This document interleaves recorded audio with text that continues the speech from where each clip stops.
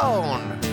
Morning glory and hallelujah, everybody. It is the morning after with Nick and Big J. Welcome to Thursday, the 12th day of February 2026. My name is Nick. I present to you Big J. Yeah. Hey, Big J. Hey, man. Happy Thursday to you, my friend. Yeah, you too, dude. Anything on the agenda today that we need to worry about in the Big J life? Oh, my personal life? Sure. Whatever. No. No? Then anything outside of your personal life and the work life? The show? I mean, we got a guest coming on today. Yeah, I am worried about that, but I think we'll be okay. We got tickets to give away. Uh-huh. But nothing outside of the show-related activities that's going on in Big J's world? No, so, no, not really. Okay, well, that's not bad. Yeah. I mean, just get to chill out and relax and have a good time, right? I mean, no. Well, what's the matter now? I'm responsible for finishing the painting. Now that the wife's 3 days off, one of them used on painting has been squandered. How far along are you? We just need to throw up another coat on in the hallway. Okay. It's not a lot, really. All right. More of a pain in the butt. So you'll handle that today then, huh? I guess. Or maybe I put it off. That does seem very Big J to me. The wife pointed out to me, she goes, "Hey, you don't work Monday, do you?" And I'm like, "Nope." She's like, "Neither do I, sucker." More stuff to do. No, that means that she's like, "Well, you don't have a grade. You're not getting graded this week." So I'm like, "Yeah, I'll put this off as long as possible." Nice. Because that's apparently the only reason I do anything at home now.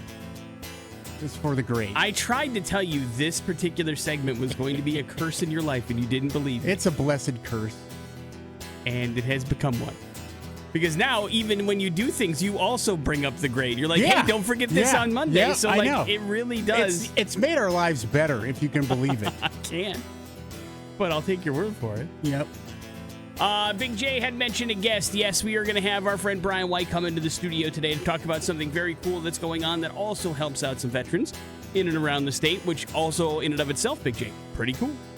And we will have a chance for you to go to check out a big old rock show coming to town on March the 6th. That is the official X-Fest pre-party. Filter, Finger 11, Local H. All going to be at the Revolution Concert House and Event Center. We got your tickets. And the comedy show tonight at the Old Knitting Factory. If I'm right, I think we have one more pair of tickets left. Did I do that right? I have not looked yet. One more pair of tickets. Let's go. Dusty Nickerson. So we'll give you a chance to go check that out tonight if you'd like to. But we also play music, Big J, so let's get started with some Nirvana. Smells Like Teen Spirit on the morning after on the X. With Nick and Big J. Important stuff brought to you by Sun Valley Ski Resort. With over 100 trails open across 3,400 feet of legendary vertical, it is perfect for everybody. And right now, you can book your trip to Sun Valley Resort. Let the X help you get on the slopes. You can enter to win a spring ticket 3-pack to Sun Valley Resort right now. That's good for 3 days of spring skiing at its best. All you have to do is check out the front page of xrock.com, click the little icon, enter to win, and boom, you are in from 100.3 The X and Sun Valley Resort. Pretty cool. Take advantage, kids. Big J, your Boise State Broncos were the 2025 Mountain West football champions. We can start with that, right? Yeah, suck it, rest of you. Yesterday, they released their schedule for their first year in the Pac-12 conference, Big J. So we know how it's all going to play out. The Broncos will open up on September the 5th. That's happening at Oregon. So that's a tough game to kick things off with, Big J. Yeah. Not going to lie. They follow that up at home versus Memphis, a team that finished the season 8-5, was also in discussion for the playoffs. So a couple of tough games to start off the season. 8-5? They were 8-5. Well, they were in the discussion for a while. They lost 4 games to wrap up the year, so they crapped themselves out of it. But they were a pretty decent team for a bit. South Dakota, then at Western Michigan. That's your non-conference schedule, Big J. Then comes the Pac-12 schedule, starting out at home against Utah State on October the 3rd. The 10th, they're at Fresno State. The 24th, they're at Washington State. On Halloween, they're home versus Texas State. November 7th, they're at Colorado State. November 14th, at home versus Oregon State. And then on the 21st, at home versus San Diego State. And then on the 28th, they wrap up the season with a flex game, which is something new this year. The Pac-12 will take in a lot of different things and basically put one more game on the schedule. It'll be a away game for the Broncos, but it will be against a competitive Pac-12 team that lets them kind of mess with the schedule and have a interesting final week of the regular season. Does that make sense? Yeah. And so that's how it all wraps up for the Broncos' first season in the Pac-12. Your thoughts, Big J? Sounds like a lot of states. It is. It's a ton of states. We'll see. I mean, I don't know. I don't know where the program's going to be at the beginning of the season. I think that Oregon game's a tough way to start. I'll put it that way. Yeah. And then we'll kind of get a sight on how. I don't know if that's going to be a realistic litmus test for the season because that Oregon team is really, really good. Well, it's stacked. It's like an $80 million freaking roster. Yes. So at least that's our, now it's our new, dug-in excuse. That they're just, when they have you go more up, NIL money than now us. it's all up front and out there, and you know what you're going up against, and it's like, damn, man. I mean, that's a lot of talent without as much on this side. But, the Broncos have always had those underdog kind of situations, and they found a way to overcome them in the past. We'll see how it goes this time around. Yeah, I mean, I there think just wasn't dollars attached to it. Yes, that's true. But we shall see how it all shakes out. I think it's a tough way to start the season. And then we really don't know how it's going to look in the Pac-12 with all of this stuff. So we'll see. It's a new era. But now we know where it's going to be and how it's going to be played. New era. Big J, Charlie Wood. He is 17 years old. Probably more famous as Tiger Woods' son. Is the Charles? 21st junior-ranked golfer in the American Junior Golf Association. He has committed to play golf at Florida State University. Of course, that's where Brooks Koepka and Paul Angziger also played golf. So it's got a decent golf program. And Charlie Wood, of course, grew up in Florida, so that's probably where he wanted to play, and that's where it's going to go. So he will be playing golf at Florida State. We don't really pay much attention to college golf, do we? No, we don't. I mean, it is one of those situations where you can turn pro so early that if you're really good, you probably do already. But it's also, I would say, of the collegiate sports, not really spectatory. I mean, it's not like you see a lot of them on TV anywhere. No, that's true. It also depends on who. I mean, we paid attention when Tiger Woods was in college. You remember where he went to college? It was a Pac-12 school at the time. Stanford. Yeah. See? So then we cared because he was also playing in professional tournaments as a collegiate player too. Yeah, and that's how those. And kinds we've of had some work. pros that went through the Boise State program as well. Hell yeah. But again, it's just like it's out of sight, out of mind. Right. You're correct. Big J, Bijou Phillips. Does the name sound familiar? I have heard of Bijou Phillips. I think she was part of a show I never watched. Gosh, what show do you think that might be? How I Met Your Mother? Wasn't she part of that? No. No? No. But if you remember, she was a former guest of the morning after that nobody has heard the interview of because it was such an awful conversation that we decided not to air it. Do you remember that? I don't. Obviously, you don't. I don't remember why it was a bad conversation. It was just like technical reasons. No, it was like 2-word answers the whole time. We just couldn't get anything out of her. But Big J, maybe we know why. She's been hospitalized because she needs a kidney transplant. Big J, she needs a donor. Her previous transplant happened in 2017 and it was unsuccessful, so she remains in stable but fragile condition. She was born with underdeveloped kidneys and spent her first 3 months on dialysis. So she's looking for a donor on social media. She, of course, has got a bunch of things. She was in Almost Famous, Big J. She was in Bully. She was in Hostel Part 2.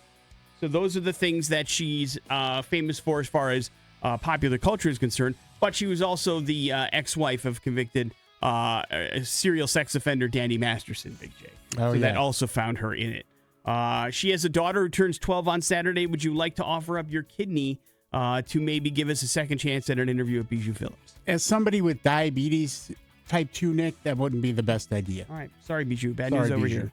I need that thing. Morning After with Nick and both. Big J. There's your first round of important stuff. It is the X Rocks. Waiting for Red Hot Chili Peppers, by the way, on the Morning After with Nick and Big J. For those of you not paying attention, you have essentially, if you include today, 2 full shopping days left for Valentine's Day on Saturday, right? Dun, dun, dun. But we really have to do a better job, guys. We're just not paying attention as much as we should. Says who? Well, says the survey that talked to 20,000 people that were in relationships and specifically asked them a particular question about their partner. And the guy's side biffed it really, really hard. The question, it's like a newlywed game situation, right? I love that. The question was, what is your wife or significant other's favorite flower? And it's not like... I got mine. Okay. Free. That does not count. They needed specific. Well, that's it. That's free. There is no favorite. Well, they don't. And now listen. Now here's the other thing. About 29% of women do not have a favorite flower, but a majority of them do, right? Yeah. And so when you ask that question, only 16% of the men out there actually got it right. That's not great. Now, with Valentine's Day around the corner, that's why this is something to talk about. But I understand not everybody is going to get flowers for Valentine's Day. There are certain situations where the woman or significant other in your life does not enjoy flowers. That's understandable. And my wife would be pissed if I bought flowers. Because they're expensive? Especially out of the blue, like as a surprise. It's like, that's what we're supposed to do, right? I mean, that's all the training we've ever had. And I remember the first time, and she was like, yeah, these are nice, but don't do this again. It's not for everybody, and that's okay. But, I hit the jackpot, baby. But also, it can be considered a little bit cliche, and so people don't want to do those kinds of things, and that's okay too. But I would argue that you still need to know the answer to that question, even if they're not a part of your life. You knowing that favorites about anything is probably an important thdon't for you to remember in a relationship that you're with somebody. And if we're at a 16% clip, it's not great. Here's the crazy thing. Like, I don't know if we're just easier to read or all we do is talk about it, but when asked about we want one thing and it's disgusting. When asked about the husband's favorite things when it came to women or significant others, 82% correct. Like, they nail it. And we biff it continuously. And I think it's an effort thing, or we take advantage, or we just don't care, or whatever the case may be. But we just do a really bad job with that stuff. It could be that whole men are from Mars, women are from Venus thing. I guess. Where the communication, we might communicate clearly to our counterparts what we like. Whereas men, we're constantly guessing what the hell they're thinking and what they want because they won't tell us. Oh, or they do, and we just don't file it away. I mean, there's or it's in some kind of damn code, Nick. I've been married almost 14 years. I'm still trying to figure out her code. There's a code that you have to figure out. It's part of the whole scheme of it all. But I think you know what your wife likes, though. You know what I mean? I think you do have that down. If you had, I mean, I know you're in a relationship where you don't buy gifts for each other. It changes. But sometimes. I do think if you need it, of course it does. All of our interests change. That's life. But I do think that if you were forced to have to get her something that you think she would enjoy, you would do okay there because you have conversations. But it is Valentine's Day, so flowers play a big role in it. That's why this is such an interesting thing. But it doesn't matter what subject we're talking about. We don't answer the questions correctly, and that's not great. As an experiment, Nick, I want to see how this plays out. Yesterday, I ordered a present for her, something that we have not discussed. It's a very sweet and I think romantic gift, Nick. Okay. I'm going to be interested to see. It's going to come late because it was the shipping and there's some production that goes into it, and so it's a personalized gift. Yes, so I'm going to be interested to see how that reception goes. Not super expensive, under $50. Okay, but it's one of those things. It's a surprise, and it's in that realm, and it usually doesn't go great. Is it something that she needs or wants, or is it just you kind of going? Okay. It's just me going like, hey, I think she would really enjoy this. I think this would be cool. When is it supposed to be delivered so we can pay and do a follow up? Next week, and I'll tell you off air what it is. Okay. But I'll be interested to see if it's well received or not. Now, it's not like an engraved vacuum cleaner or anything, right? No. Okay. No. This is along the lines of romantic and kind of like goofy sentimentalness. Love it. It's not something she usually gets excited about. So, but we'll see. Maybe she could put on some good face. Yeah, it's not a flowers, that's for sure. No. Yeah, listen, there are plenty of relationships out there that flowers don't fly. But if they do, you should know what those are, I guess is my point. Morning After with Nick and Big J. Coming up in a few minutes, we have a Nerd Alert courtesy of Big J. It's on the way on the X Rocks. Nerds. Nerd Talk. The best in tech and gaming. Big J's Nerd Alert on 100.3 The X Rocks. Well, Nick, we've got some fairly large news about another adaptation of video games coming to the world of Hollywood. And Jason Momoa, the Aquaman himself, the ill-fated DCU actor behind Dune's Duncan, Idaho, will play in PlayStation and Sony Pictures' Helldivers movie adaptation, according to Deadline. Now, in December, Sony Pictures and PlayStation Productions announced that Justin Lin, director of the Fast and the Furious, Tokyo Drift, Fast 5, a whole bunch of other movies, will direct the adaptation, which also has received a new 2027 release date. Now, more specifically, the Helldivers adaptation will hit theaters on November 10th in 2027, so there's plenty of time to fill out the rest of that. But the Helldivers games, Nick, launched back in 2015, found moderate success, but Helldivers 2, launched in 2024, found massive success to the tune of 12 million copies sold in just 12 weeks. It originally launched on PlayStation 5 and PC before coming to Xbox Series X and S, so it's a big deal. And it was in the zeitgeist for quite some time in social media, and they're still doing updates. People are still playing that game like crazy. But it's interesting to me because the Helldivers game essentially is a unlicensed play on Starship Troopers. Yeah. And now they're making a film based on a film on a game, and it's like, are we full circle here? The best thing we can hope for is a meta moment where Starship Troopers is part of that movie, like James Vanderbeek. No, it's Casper Van Diem. Casper Van Diem. I'm sorry. Died. Oh boy, talk about. He's on the top of your mind. Yes, it's okay. Yes, that's true. And he's got 3 names. They both do. So yeah, that would be very interesting to see how that rolls out. Yeah, I agree. Nick, later today here, a lengthy 60-plus minutes Sony State of Play will be happening here later today, February 12th, and promises new looks at third-party and indie games headed to PlayStation 5, along with the latest from teams at PlayStation Studios. So what upcoming games can we expect to see fresh reveals for and gameplay of? Well, seeing as it's shaping up to be PlayStation's biggest game, here's the biggest one that's probably not going to be there is Wolverine. I mean, we're all thirsty and hungry for that Wolvie action. Not going to be a part of that probably. Insomniac's official X account claims that we won't be seeing any more of the latest Marvel game until spring of 2026, which is unfortunate. So a lot of indie games, a lot of stuff that, will have legs and you'll probably fall in love with. That's how those Sony indie games go generally. But that is happening today around 10 o'clock, right after we get off the air here. Nice. So if you want to tune in, you can tune into Sony's YouTube or their Twitch channel.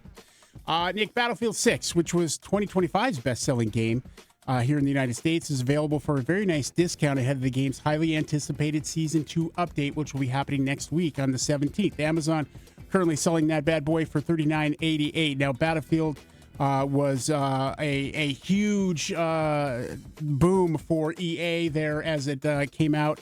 A lot of concurrent playing. I mean, they had over 747,000 peak concurrent users on Steam for its launch, a record at the time, but daily concurrent players have dropped off since then. It's, they just don't have a lot of maps. They don't have a lot of action. They pushed back this release of this new update from which was supposed to be at the end of January to next week. So that means the Season 2 will be dropping here. There's going to be a few new things, 2 new maps, a couple of items and things like that. But some of us players are a little concerned that they just haven't really put in as much as we thought they were going to be doing. The portal, which allows you to play some really cool stuff and things like, has been nice. The issues for a lot of this is XP, and it's not being enough opportunities for players to get XP to, level up and do that sort of thing, and it's been a struggle. So we'll see if they fix those things, but that happens next week. Forgive my ignorance, but when you're ignorant, because I don't do a lot of the season stuff, I don't play a lot of those games that do this. Is this all part of the package that you originally buy, or is this considered DLC?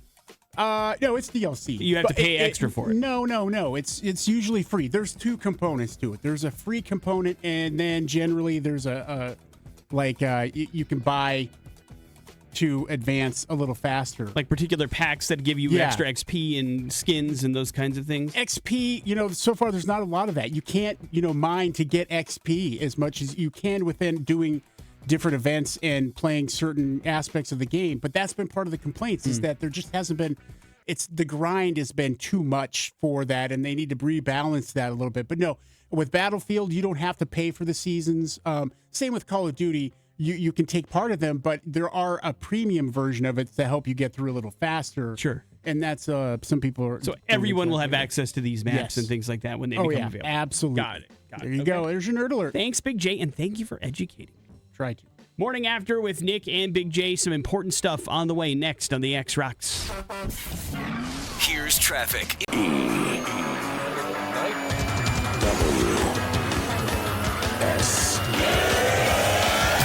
Important stuff. What's going on in the news today? The Morning After with Nick and Big J. Let me ask you something, Big J. As somebody that's in a committed relationship with somebody that you love, when it comes to somebody expressing that love to you or for you, do you prefer it in like small everyday gestures, or do you want that big expensive romantic kind of display? I want do you prefer? Yeah, I want guns and motorcycles. Okay, so Maybe you're gonna have to toolbox. throw down some cash for you to feel respected and romanticized and wanted. No, not really. I don't have to. No. Because 87% of people say, hey, listen, give me that romantic small gesture every single day and leave the big expensive stuff at home. Don't need it. Like just, simple conversations, kisses, hugs, physical touch, Big J, leads the way for romantic gestures. 44% of people say, give me that every day. And then the other people find it through like everyday expressions, like, going out of your way to cook dinner and not asking about it, home cooked meals, walks together, Big J. Grand gestures are considered unnecessary in those kind of relationships that do that on a regular basis. 15% of people in relationships find grand romantic gestures pretty cringy, Big J. Cringy? Yeah, like, ugh, what are you putting on all that for? Well, that's weird. That's not what you usually do. What a weirdo. Well, if it's not the norm. But, I mean, get that. I'm not sure how big, huge, expensive romantic displays can be the norm. You know what I mean? That would be crazy. I guess. You'd run out of money. 27% consider them wasteful, much probably like your wife and flowers. Yeah. 2/3 feel loved when partners handle household tasks like, taking care of the money things around the house, and giving them less things to worry about in and their everyday lives. And then 24% prefer acts of service as their love language. Big J, what's your love language? Mine's probably acts of service. Nice. I mean, I think that's how I roll. Couples average 10 plus years together favor consistent practical actions over large romantic displays. That's you, dude. Yeah. And they say on average, couples that kind of like this stuff do about 9 small loving acts per week. And those, of course, rise higher during the week of Valentine's week. But it is interesting to know that there's an actual number that you're gunning for small romantic gestures for the week to make everybody happy. So go for 9, Big J. Oh, yeah. See if you can't clear that bar, dude. Nice little lead up and jump right over it. And show a little bit extra love Huzzah! on Valentine's week.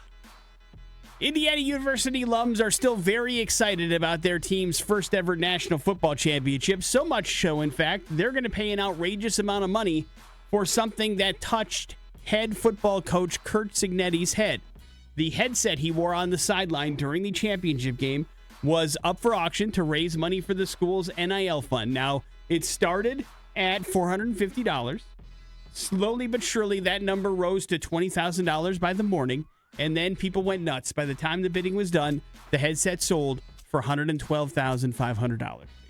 Wow. Just for something that he called plays on or screamed at people in. That's all it takes. Well, the mouthpiece probably got some spit on it. Oh, I'm sure there's DNA on there, buddy. Spittle. You could do whatever you want with that.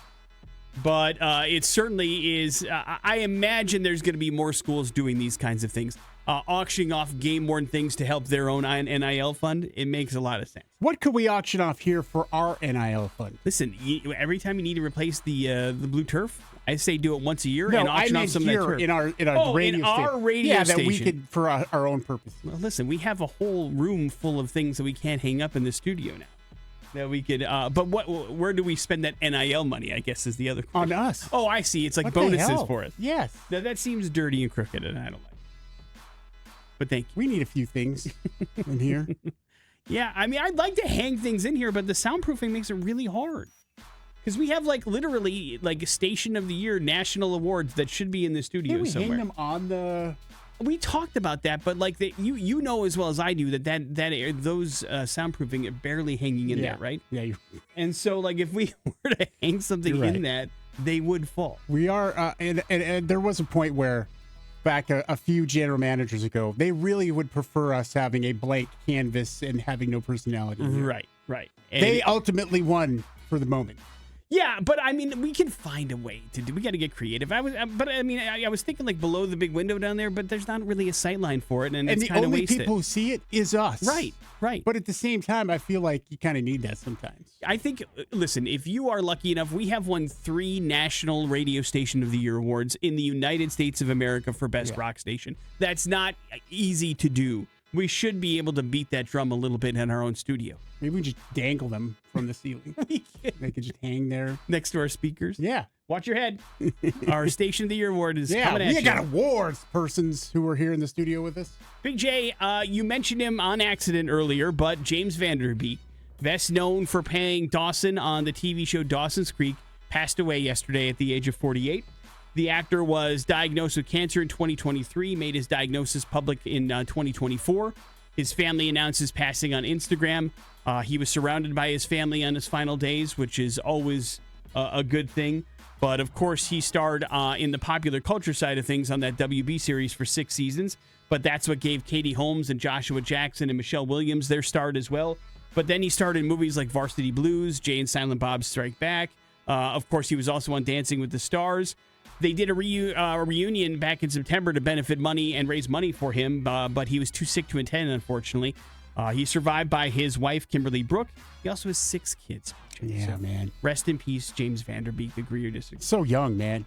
For sure. So young. Not fair. Cancer is a son of a bitch. Cancer.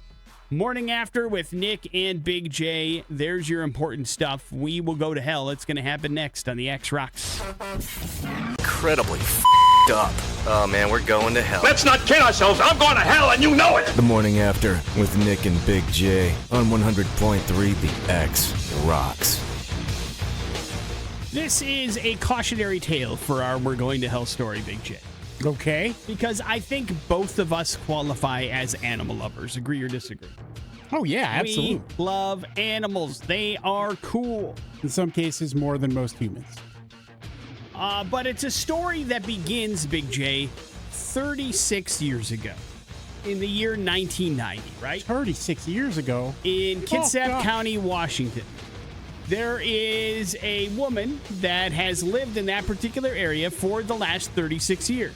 And back in 1990, she's kind of in like a secluded area, not too far away from the woods. So it's a very, it's not uncommon to see wildlife kind of roaming around her backyard, right? Yeah. So she has done the deed of like feeding the deer in her backyard over the years. And she had noticed that there were a couple of raccoons that would come around. And so she would feed them as well. And she had zero problem feeding these raccoons for about 4 decades, Big J. But that's a long time to be feeding wild animals. We can at least agree on that, right? Oh, yeah, for sure. All of this turned really, really bad on February 3rd of this year, Big J.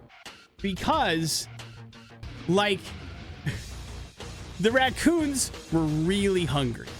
And before she knew it, she was out there feeding them, and then more raccoons would show up. And then more. I know. And then more. And then all of a sudden, like she says, before she knew it, she is surrounded by like 100 raccoons in her backyard. All of the family members were like, today's feeding day. Let's get some grub. And she's like, she slowly began to realize, oh my God, I do not have enough food to feed all of these raccoons, right? Yeah. There's been no other experiences where all of these raccoons kind of came to her backyard at once. Usually it was spread out over days, or she kind of assumed it was all the same couple of raccoons, right? Yeah. Turns out, no, it was about 112. Turns out she's opened a restaurant and didn't know it. Right. And, Big J, when she ran out of food, guess what happens next? Well, they aren't happy about it. These raccoons start to get real nippy, you know what I mean? It's like the great outdoors. Right.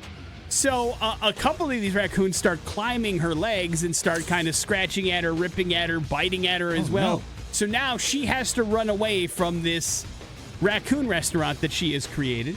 She runs, grabs her phone, and goes and hides in her car and calls police.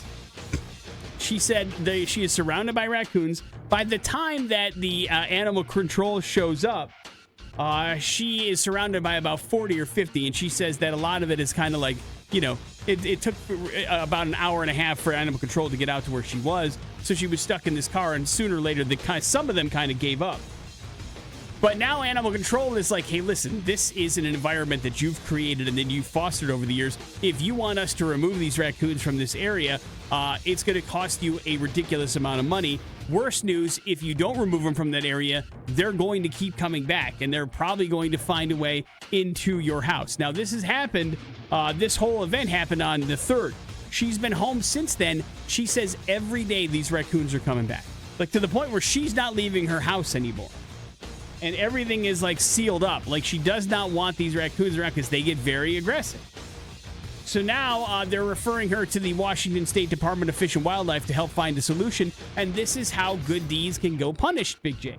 Just trying to help out and feed some raccoons. Yeah. No. Next thing you know, they expect it. And now they're coming for your flesh if you don't have enough food. Yeah, we do love animals, Nick, but I think we also understand the wild animals, you can't mess with them. Yeah. There's an ecosystem, there's a way of life, and we have to try to do our best to stay out of that. Right. Also, like I have an innate fear of rabies. I don't want it. And so I would probably stay away from animals that I think may have a tendency to be rabid. Yeah, any rodent kind of thing, for sure. So raccoons can look cute. I like it. We all love Guardians of the Galaxy. But, like, you gotta be careful. Rocket was a jerk, for the most part. Yeah, but he had a reason, Big J. Remember part 3? Oh, yeah. He's a cute little raccoon. Morning After with Nick and Big J. There's your We're Going to Hell story. It is the X Rocks. Here's Smashing Pumpkins today here on the Morning After with Nick and Big J. Big J, you are in a family that enjoys traveling and travels a lot. Agree or disagree? Yeah. Well, not everybody. Follow-up question. Do you think your family enjoys traveling with you? That's a question for them, not me. Well, what do you think? I don't hear a lot of complaints like, oh, we got to go with Dad. Haven't heard that. No. But there's a lot of planning around about times, and I'm not able to go. There is true. That is true. Think specifically about your wife. Do you guys like to do the same things when traveling, and you feel like you travel well together? Oh yeah, for sure. Beautiful. Her and I, yeah. That's absolutely. awesome. There are 23% of couples who travel together, even though they've been together for a long period of time, that say that they are really bad travel partners. They just don't vibe well when they go someplace, and they don't think that their significant other ticks all the boxes. One of the biggest things that they disagree on that makes it difficult to travel with somebody is if they have different food likes and dislikes, you know? Mm-hmm. If somebody wants to go try something, the other person's like, no, thank you. It's difficult to have an enjoyable trip if you're not able to sample other things that you want to do. Or if you're on different, like, sleep schedules. Very difficult to travel with somebody as well if you're not up and awake and ready to rock at the same times, kind of a thing. Yeah. And then the biggest thing that apparently couples disagree about is itineraries. It really gets on some people's nerves if somebody doesn't take a kind of like concerted effort in helping to plan the trip and say, like, these are things that I want to do. These are things that you want to do. Let's work together to make these things happen. Or here's things that we both want to do. Now, of course, there are some benefits in these differences as well. Like, you know, you don't have, if you're something you want to do and the other person doesn't want to come along, you're still able to do it, and that's fine. And even if maybe you're dragged along to something that you have no interest in initially, there is a chance that you will enjoy that by trying something different that's outside of your comfort zone that you wouldn't do in a billion years if you were there by yourself, kind of a thing. And about 57% say, listen, despite all of it, it's still a wonderful trip no matter what. We have shared memories. We have constant companionship. We get to enjoy other parts of the world together. So, of course, the good far, far, far away the bad. But it is interesting because sometimes that can lead to people just deciding not to travel together because it's difficult to travel with somebody else. Man. It is a bummer. It makes me sad. Now, of course, get over it. People learn to get along. Other things are like accommodation preferences, different tastes and activities, budgets. These are all things that other people can, like, you know, disagree on as well. Some people are like, hey, listen, money's no object. Let's put it on a credit card. And somebody's like, hey, listen, that's probably not a smart financial decision. Yeah, I should have been that person. For our family to make. That should have been me. Probably need to dial this back a little bit just so that we can make it a little bit more affordable and be a voice of reason in that particular area. But listen, when you're going along for the ride and you're having fun, it's also difficult to say no to those things. God dang, is that true? You probably should have said no to Iceland, right? If you were to do it all over again, you'd be like, let's skip that. We had to go through Iceland to come home. We didn't have to stay there a whole day. Oh, got it. I mean, but that's part of a package, though. Oh, it was part of the deal. You had to go. It's kind through? of part of, yeah. Understood. Yeah, exactly. That's why we didn't spend a lot of time there. Because you knew you weren't going to like it, or you just no, had to... because it was part of it's a layover kind of situation thing. Sure. But of course, there are all things. Hindsight's 2020. All this kind of stuff. Yeah. But I don't think you live a life. There's not a lot of places that you could go where you go, I regret taking that trip. You know what I mean? Especially if it's like outside of the country. Right. I mean, it's an experience, and you're going to get to see stuff that you didn't think you'd ever get to see. It's fun. That's the goal anyway. Yeah. But if you're somebody that doesn't enjoy those kinds of things, of course, that's a little bit different. But hey, travel, enjoy, have some fun, see other things, and experience other cultures. Have a good time. Don't put yourself in crazy amount of debt to do it. That's not smart. You have to be intelligent about these things. But I think if you find somebody that you enjoy spending time with, they'll be a good travel partner, even if you don't get along 100% of the time. The good will far outweigh the bad. Morning After with Nick and Big J coming up in a few minutes. Some important stuff. We also have our Pop Culture Smackdown. It's around the corner on the X Rocks. Here's Travis Newsfeed. On the Morning After with Nick and Big J. Indiana University's Kinsey Institute, Big J. You ever see the Liam Neeson movie Kinsey? No. It's all about the dude that founded the Kinsey Institute. So you know we're going to get spicy because the Kinsey Institute, it just studies love and sex. You understand? Oh. And they surveyed over 100,000 single American adults. And they talked to them about a particular topic. That topic, passionate love, Big J. Passionate kisses. Whoa. They asked each of these single adults, in your life, have you ever experienced passionate love? Now, of course, what is that defined as, Big J? Yeah, what is that? Obsessive thinking, intense longing, heightened arousal. These are things that happen a lot early on in relationships, usually fade between 6 months to 3 years because we get sick of everything, Big J. But not for everybody, you understand? Oh. And so they asked them, okay, have you ever in your life experienced passionate love? And the numbers were kind of surprising. Not that surprising that the older people that answer this question were more likely to say yes because they live more years on this earth, and so more opportunities have presented themselves. But 30% of people said yes, I had that kind of love once in my life and only once. Another 30% said it's happened twice. 11% said it's happened 4 or more times in their lives. And then 14%, Big J, have said they've never experienced passionate love at all. Oh, dude. damn. What the hell? Men reported slightly more experiences than women among heterosexual participants. Didn't really matter that much as far as gender differences in the LGBTQ community, but certainly it is an interesting kind of thing when you see that, listen, there are lots of people out there that are kind of, I guess, facing this several times in their lives.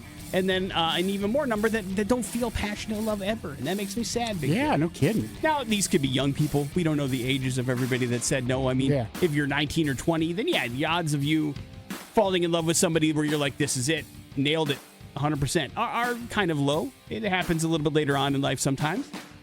But there are times where it can happen several times, I suppose, I would hope. Yeah. It has to, right? But for those of you that are still longing, don't worry. Maybe this Valentine's Day is the one that breaks the trend. Agree or disagree? You're right. Of course, you got to make yourself available, but I have faith in you. The name Solomon Taliapupu mean anything to you, Big J? No, but that's regrettable. He is a linebacker for the University of Montana. Now, does it ring a bell a little bit? Oh, yeah, no. Because he's returning to school to play for the University of Montana Grizzlies this upcoming season. I told you about this yesterday. Yes, that's why I was wondering if it rang a bell. I didn't see his name. It's a remarkable move considering that Solomon is 26 years old. But he was granted a 9th year of eligibility by the NCAA. That's crazy. 9 years. To put that into perspective, Big J, usually if you go to school for 7 years, you're graduating with a college degree. This gentleman is enrolled in school for 9 straight years, has had a lot of injuries, obviously, which is why these exceptions are being granted, but heading into his 9th year of eligibility at the University of Montana. I would hope at some point he's got his master's already. I don't know what his education path is. He should think about changing his name to Van Wilder. Yes. He's been in college for he will be 27 at the end of the season. Like, he must run the university. He must run Missoula, Montana. Crazy. Holy cow. But that is a long time. 9 years of eligibility is a long time. Of course, again, terrible and awful injuries have played a role in that, so nobody wishes that on anybody, but my goodness. Big J, Michael Douglas, the original Ant-Man himself, is going to publish his first memoir on October 6th through Grand Central Publishing. He is a 2-time Oscar winner. He collaborated with Deadline writer Mike Fleming on the Untitled book, which covers his 5-decade career, from, of course, being in his father Kirk Douglas's shadow to his own Hollywood stardom. And people, I think, sometimes forget how long it took for Michael Douglas to be taken seriously as an actor. Like, he tried for years through the 70s. Nobody cared, always thought he was Kirk's kid. And then he started producing movies, and those were hits. And then the movies that were so big, he was able to be such a powerful producer that he would just cast himself in movies. And then finally, it caught on. Producing is how you make a name for yourself in Hollywood. And yeah, I mean, I think, let's see, he was in a procedural TV show for a long time. Yeah, Streets of San Francisco, something like that. Yeah, exactly. And then, I mean, I think I remember him first popping up like in Black Rain in the early 80s. Yeah, that's 89, actually. Oh, okay. But yeah, I mean, that's 2 years after Fatal Attraction, which was 87. Yeah. Fatal Attraction was his kind of breakthrough, if you will. Well, that's not true. I mean, China Syndrome in the late 70s, early 80s, but that's, again, a movie he produced and cast himself in. And so, like, he would never be who he is had he not had the money to produce these movies and put himself in them, which is crazy. And Kirk Douglas, that was so long ago, people forget. What a huge star. Yeah. One of the first real megastars of Hollywood. Absolutely.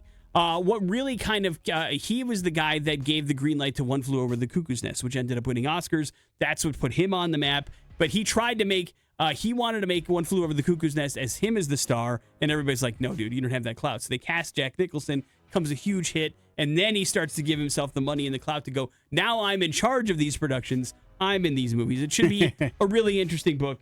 And, of course, he's been married to Catherine Zeta-Jones for 25 years as well. And so we will see how that all comes together. Not a bad way to go. No, for sure. Morning After with Nick and Big J. Coming up in a few minutes, your Pop Culture Smackdown. That is next on the X-Rocks. Pop Culture Smackdown. On the Morning After with Nick and Big J. And we have a kick-ass prize here for Pop Culture Smackdown. We're talking X-Fest pre-party tickets. Filter. Title record, one of my favorite albums, man. So good. Finger 11, Chemical Burn on the Punisher soundtrack with Thomas Jane. Excellent. Love Finger 11. Local H, amazing. It's going to be a hell of a night. It's a Friday. It's March 6th, the Revolution Concert House and Event Center. By the way, tickets available for you to buy. You can get those at xrock.com. We're going to give you a free pair here if you beat me at Pop Culture Smackdown. Why don't you join us as we celebrate the pre-party fun of X-Fest 2026 on March the 6th, and you do so by claiming these tickets via Pop Culture Smackdown. Our phone number is 208-287-1003. You're going to have to get some questions right and hope Big J gets some questions wrong in order to claim this prize, but we have faith in you and your knowledge. Big J, are you ready? Good luck. Yeah. All right, to the phones we go. Hello, the X. Morning. Morning, man. What's your name? Jeff.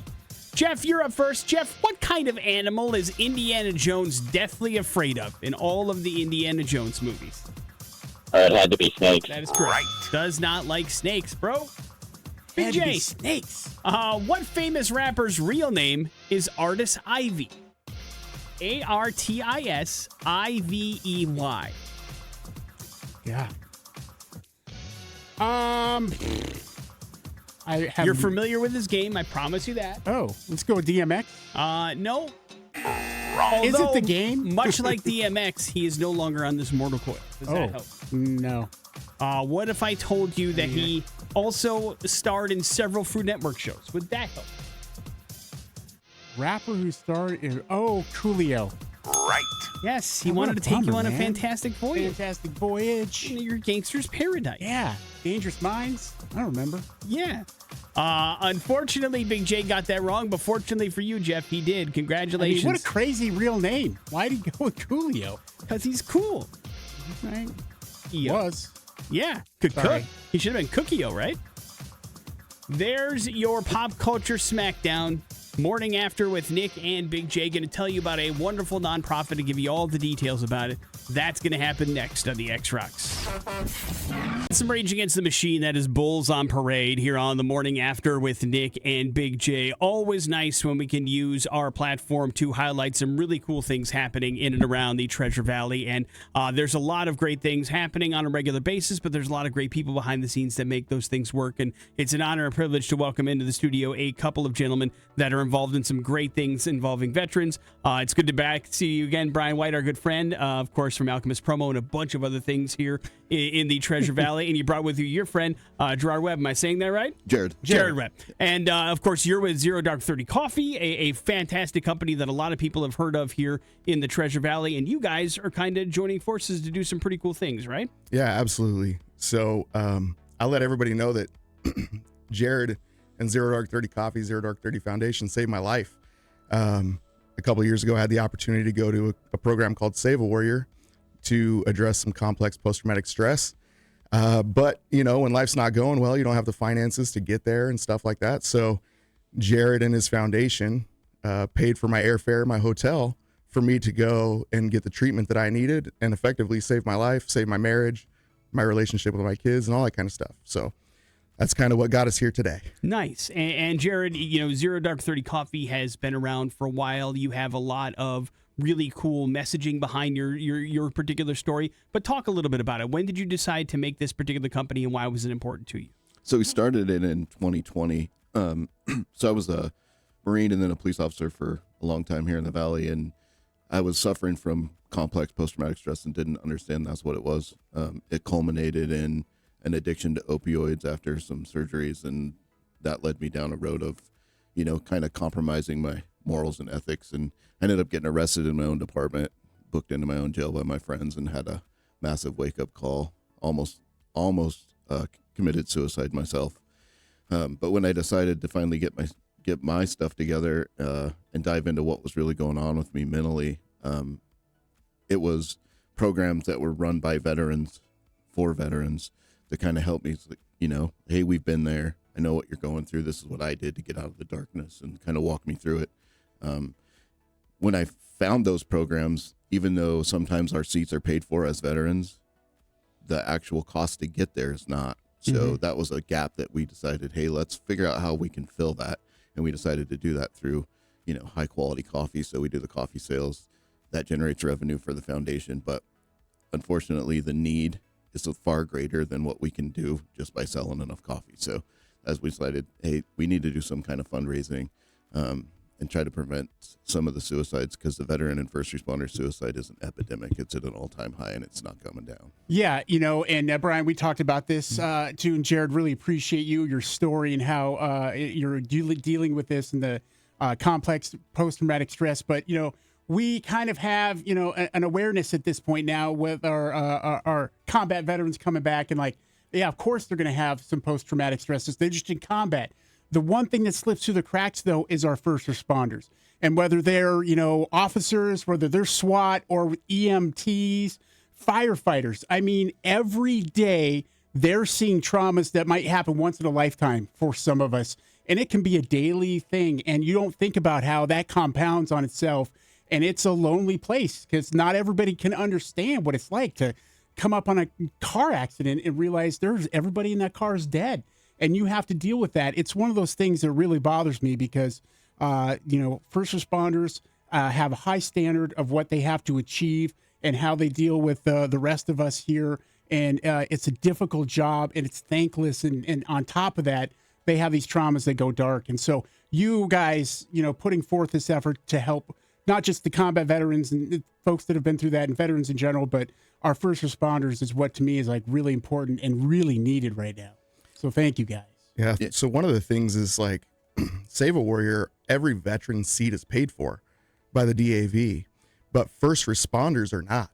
So that's one of the things that we're passionate about at Zero Dark Thrity Foundation, and why we're trying to raise enough money, because a first responder who needs that treatment cannot pay for it themselves. The program won't allow it. It has to be non-transactional. So we actually pay for that seat for them. So it's $5,000 a seat per first responder.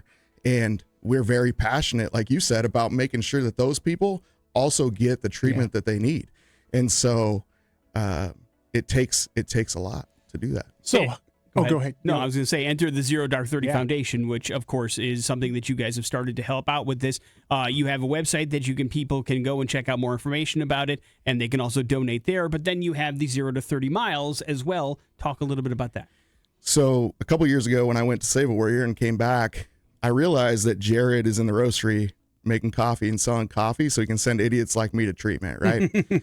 And what's not super well known is that he doesn't take very much money, if any at all, from the coffee sales. It all goes to first responders and to veterans treatment. So I asked him a couple years ago, what would you need to be able to treat your coffee company like a coffee company and your foundation like a foundation? And he said, well, I think we'd need about $100,000 in the bank. And so my wheels had been spinning ever since then, trying to figure out, well, how can we do that, right? His wife still works full time, and she's a big advocate and helps a lot of the women that need it. Mm-hmm. And I was like, let's get the coffee company to be a coffee company and the foundation to be a foundation. So we came up with this 0 to 30, Zero Dark 30, 0 to 30 run series idea. And it's 5 races. The first one is March 7th. We're going to do one in March, April, May, July, and November. And kind of the idea is anybody who wants to go from wherever that they're at now and build throughout the year, we'll give them a free running plan. You can choose a 1 mile, a 5K, or a 10K for the first 3 events. The 4th event will have an optional half marathon. And the 5th event will have a 30-mile ultra. So if you thought to yourself, if you're one of the 7 people that told me someday I want to run a marathon, this is for you. Mm-hmm. We're going to give you a free running plan of how to go from where you're at today to be able to run 30 miles in November. I don't want that to scare anybody away, because if you want to do a 1 mile all 5 times, we're down for that, right?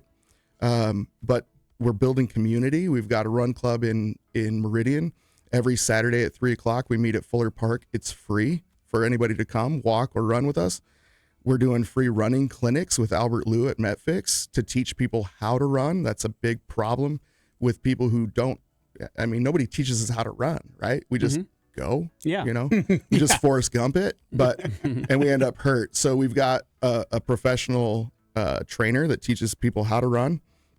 We're going to be doing some stuff on nutrition, but much bigger than that. We're raising money for the foundation, and we're doing a bunch of community events throughout the year. We're going to do some meditation seminars. We're going to do some complex post-traumatic stress training and awareness. A lot of that's probably going to happen at Treasure Valley Subaru. They're a big partner for us. Shout out to Rob and those guys. They're huge help with They've all been of amazing. this. Yeah, hell yeah.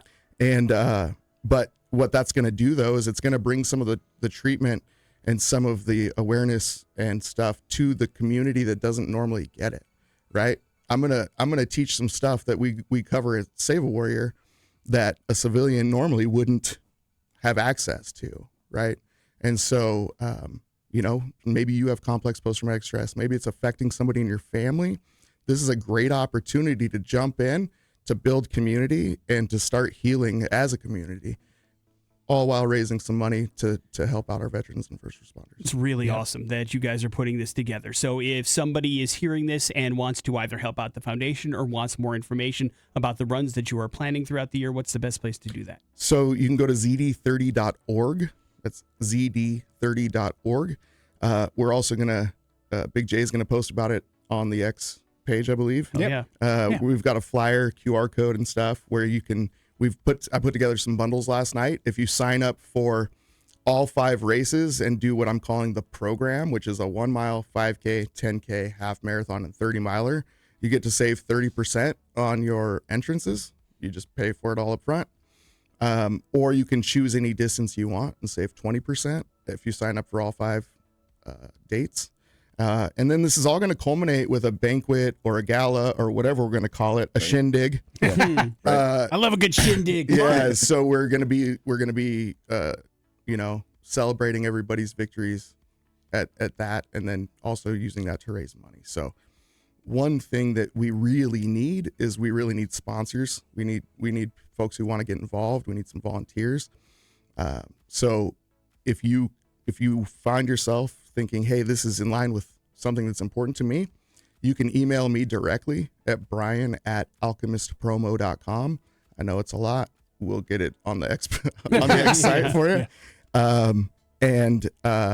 Yeah, we're looking for people who want to be involved. So. Beautiful. Website one more time, Brian. ZD30.org. Beautiful. Check that out for more details. And Jarad, if people want to check out the coffee, Zero Dark 30, where's the best place they can go for that? Yeah, it's zerodark30coffee.com. Beautiful. Lots of information there. Great deep dive into the story as well behind both of these foundations and the company and the coffee. So we recommend that you check that out. And if you want to get involved, that'd be fantastic. If you want to donate, that's even better. Make sure you check out those links and be a part of the fun. Thank you for what you do. Thank you. Yeah. If you want a discount on coffee, sign up for the race, and there's a discount code that'll get you a discount on your coffee as well. Smart. You guys are bundling it together. I like it. I like it. As always, thank you for your service. Thank you for what you've done. Thank you for everything that you helped the Treasure Valley out in. It's great to see you again, Brian. Thank you for coming in, Jarad. We appreciate you as well. And make sure you take a part in all that stuff, and best of luck. We appreciate it, man. Thank you guys so very much. Morning After with Nick and Big J. Some headlines on the way. On the Morning After with Nick and Big J. And we always love when we can get some testosterone in the studio. And boy, howdy, do we have some now to talk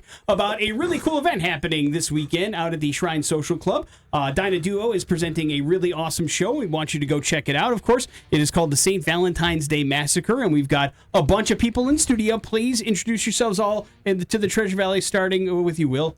I'm Will. Yeah. And Will, you're with DyaDuo, correct? Yes, I am one of the halves of DyaDuo. But you have additional responsibilities this weekend, right? Yes, I'm also playing. I'm the lead vocalist of A War in Me. Beautiful. And, of course, please, sir. Yep. So, move. I am I'm Justin from Blacktooth Grin, the vocalist. Good to see you again, brother. Scott from Karin Comes Killing, guitar player. And my name is also Scott. I'm the other half of DyaDuo, and I front Suturist. So all four of you are going to be in action this weekend, but let's talk about the origin stories, because St. Patrick's Day Massacre, St. Valentine's Day Massacre, that's next month, has got a lot of cool stuff going on and a cool story behind it, right? I think the first one started, Justin and I were talking 2012, and our bass player, who unfortunately passed away, Stymie, Brian Grill, was the one who spearheaded it, so he came to practice that.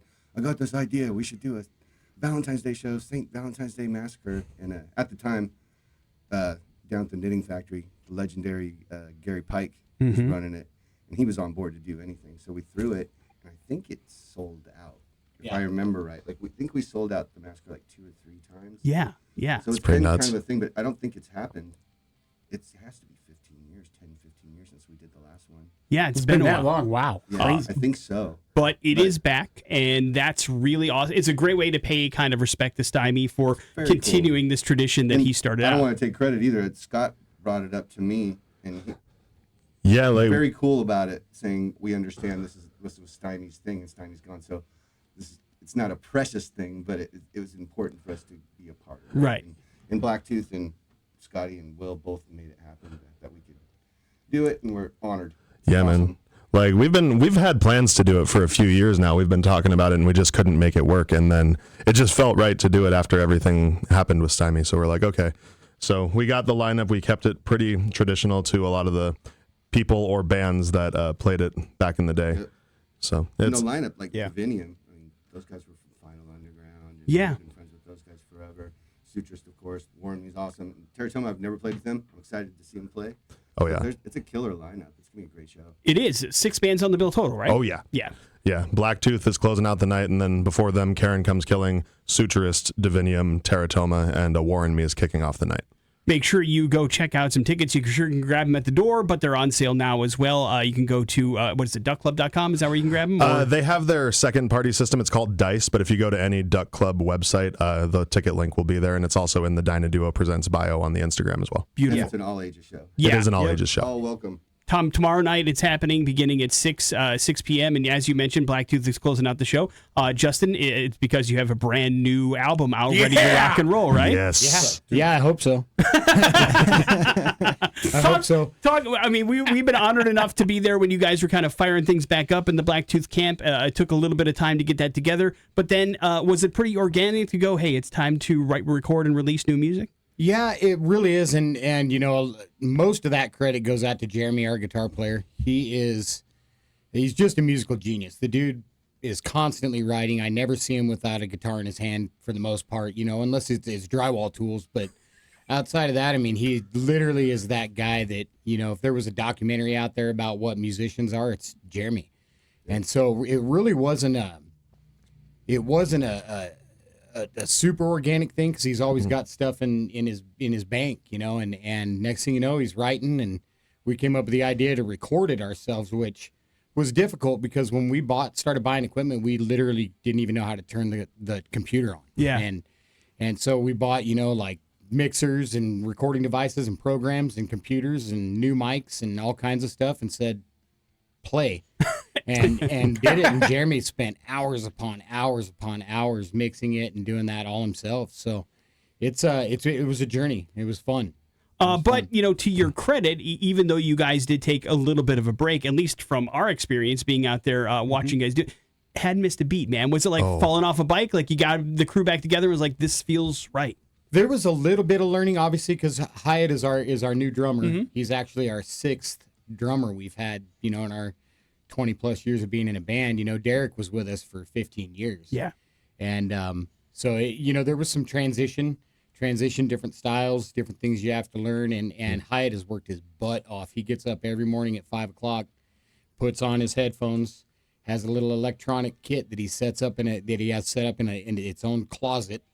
And he literally puts headphones on 5 o'clock in the morning and listens to Blacktooth music and practices every day for an hour. That's awesome. Yeah. That is some dedication right there. So, I mean, so he was doing that before we started recording, before we were going to do the show. So, you know, there was some work that went into it, but I think the thing that was easy, that was just like riding a bike, was the friendship between all of us. Yeah. I mean, we all, you know, Jeremy and I are always punching each other around, and that's just, nothing's changed. We're the same way, just a little older and a little more fragile. Thank God for that. The chemistry is there, dude. Because like before DyaDuo even had the name, we had the privilege of doing your last show before you went on hiatus for a while, and your first one to come back. Yep. And it was like a night and day difference, because the last show before you guys went on hiatus was Sutra's first show. Yeah. And like, I remember that show vividly. It was like, I'm going to remember that day for the rest of my life. But you guys, when we had you in March of last year and you guys did the show at the Knit, it was incredible. Like, Rejuvenated is barely scraping the surface of what you guys sounded like. Thank you. It's got some synergy. Yeah, and a lot of it is synergy. You know, a lot of it too is, you know, we've worked on our health a little bit, you know, cut back on some of the drinking and you know, some of that just comes with age, and some of it comes with, you know, as you get older, you learn. You want to be a little bit different. You don't want to be as wild and feral. You know, you'd like to settle down a little bit and still put out some good music. So that's what we're doing. And Scott, how goes things in the Karin Comes Killing camp? I just heard some new riffs, man. Yeah, I played Jay some new riffs this morning. We've been recording with Brogan Allen at Night Owl Studios. Awesome. We got 3 songs done. We did a cover. I've never recorded a cover in my life. All right. Any band. We did Faith No More, The Real Thing. Oh, yes. Nice. Mike Patton. We recorded 2 original songs, Liminal and Gamer, which we're going to play for the first time Friday. So that'll be cool. Let's go. It's going to be a fantastic Friday night at the Shrine Social Club. We encourage you to go. Will, give us a breakdown of the whole lineup once again. Yeah.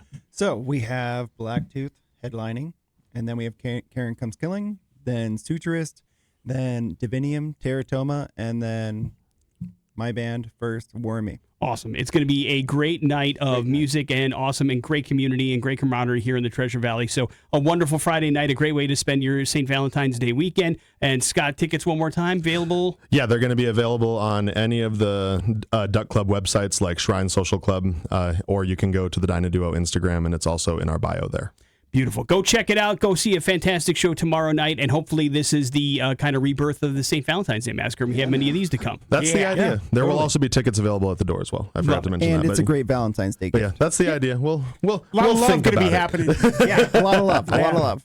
It's going to be great. Thank you guys for coming in early and being part Thank of you the for show. having We us. appreciate it. Have a great show tomorrow night. We got some bad impressions. They're next on the X. Bad impressions. So far, I'm not impressed. On the morning after with Nick and Big J. It's a very funny comedian tonight at the Knitting Factory. Dustin Nickerson, comedian, podcaster, author, all of the above. Going to be very, very fun night tonight at the Knitting Factory. So we'll get you lined up with a pair of tickets to that for free. You just have to come by, pick them up today before we close, and figure out the very famous singer for today's Bad Impressions. All right. If you want to go check out some comedy tonight on us, now would be the time to get on the phone, 208-287-1003. Of course, Big J's going to give you 3 clues. They're all going to revolve around that famous singer. If you can figure out who he's trying to be in 3 clues or less, congratulations. You're going to the show tonight. Hello, the X. Hi. Hi, who's this? This is Tammy. All right, Tammy, you're up first. Good luck. I don't know if anyone has told you, but I am toxic. All right, next clue. Okay. All right. It's me, bitch. Can you repeat that? Sorry, I have a bird screaming in the background. Oh, yeah, those birds, I tell you what. It's me, bitch. Not to you personally. Yeah, not an insult, Tammy, just like kind of her catchphrase. Okay. My bird calls me that. So Oh, okay. Interesting. I don't know that one either. Last one. Oops, I did it again. Britney Spears. There you Nailed go. it, Tammy. Hang on one second. You're going to a comedy show tonight. We will hook you up with those tickets, get some information from you. Hang on. Why is Britney Spears in the news, Big? Hey, she's rich again. Yay! She has sold the ownership rights, Nick, for her complete music catalog to Primary Wave. Multiple sources have confirmed to Rolling Stone, thinking around 200 mil, somewhere in that neighborhood, maybe more. They haven't released the actual numbers there, but this is something that artists are doing these days. Britney Spears in particular, she hasn't written any new music since 2016. She says she's not planning on doing that. She is kind of, stuff isn't quite right with Britney Spears sometimes. And of course, for a long period of time, she wasn't even able to use her own money and this conservatorship that she was in, all that stuff. So this is a pretty big deal, and we'll see what happens. But I know there's no actual answer for this, but do you think that when artists do this, that they sell future rights to their music as well, or is it just back catalog? Like if she No, I think decides to it's- create something new, does she have to give that up too? Or? I don't know. I mean, I didn't. I'm just thinking because they're not the only They ones that do usually- this. Yeah, I think it's usually just their catalog. catalog. Their back catalog, yeah. So get ready for a cavalcade of older Britney stuff coming out that you need to buy. It'll be in movie trailers more. It'll be in commercials more. That's what they do with this back catalog stuff. Yep. It's already been, but now it's going to ramp up just a little bit because they got to make that money back. And they say it takes about 5 years to make this money back. Well, I hope it's worth it. Morning After with Nick and Big J. We will wrap up the show here next on the X Rock. Injured? We must be warriors here on the Morning After with Nick and Big J. Wrapping things up. Tomorrow night, you must be concert goers because we want to say thank you to the whole crew for coming in for the St. Valentine's Day Massacre happening at Shrine Social Club. So thank you to Warren Me. Thank you to Blacktooth Grin. Thank you to Karin Comes Killing. Thank you to Suturist. Thank you to DyaDuo Presents for all stopping in and talking about a great show that's happening tomorrow that highlights the coolness and awesomeness of our Treasure Valley music community as well as a lot more. So go on out there and have a lot of fun. Then a special thank you to Zero Dark Thrity Foundation and Zero Dark Thrity Coffee for talking about their upcoming great events that's going to help out both first responders and veterans dealing with PTSD and help them get on the path to recovery. A wonderful cause and a great nonprofit that we could talk about over the course of the program today. And Big J, thank you for your for nerd what? alert and just for hanging out and being here and having a good time with me. Yeah, thanks, man. I appreciate it. You too. My pleasure. But it does leave you the floor, sir. Hey, happy birthday to one of the best villains out there, Josh Brolin. Nice. Thanos himself? Thanos. Or Brant. The rest. Goonies. Yeah, but he turns into a good guy. I know. I'm just giving him a hard time. But he is one of my favorites. 58. today. Yeah, happy birthday to Josh Brolin.